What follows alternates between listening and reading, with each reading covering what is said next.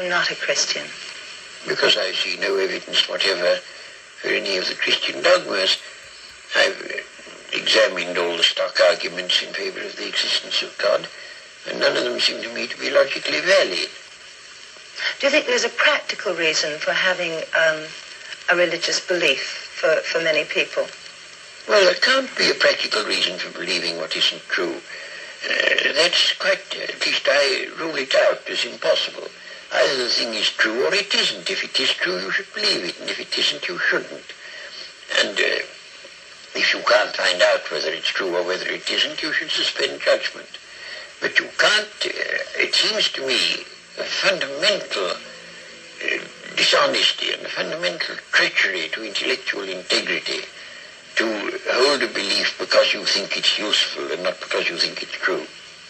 Well, I was thinking of those people who find that some kind of religious code helps them to live their lives. It gives them a very strict set of rules, the rights and the wrongs.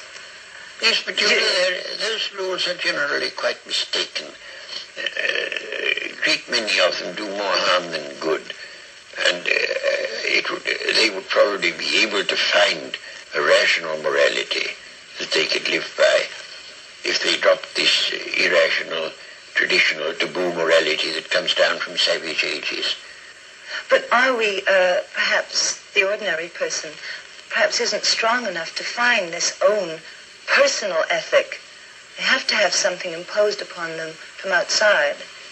Oh, I don't think that's true. And what is imposed on you from outside is of no value whatever. It doesn't count. Well, you were brought up, of course, as a Christian. When did you first decide that you did not want to remain a believer in the Christian ethic? I never decided that I didn't want to remain a believer. I decided between the ages of 15 and 18, I spent almost all my spare time thinking about Christian dogmas and trying to find out whether there was any reason to believe them. And by the time I was 18, I discarded the last of them. Do you think that that gave you an extra strength in your life? Oh, I don't know. No, I shouldn't have said so. Neither extra strength nor the opposite. I mean, I was just engaged in the pursuit of knowledge. As you approach the end of life, do you have any fear of some kind of afterlife, or do you feel that that is just an impossibility? No, I think that's nonsense. There is no afterlife? None whatever. Do you have any fear of something that is common amongst atheists and agnostics, who have been atheists or agnostics all their lives, who are converted just before they die to a form of religion? Well, you know, it doesn't happen nearly as often as religious people think it does.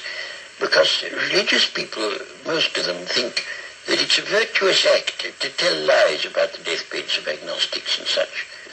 As a matter of fact, it doesn't happen very often.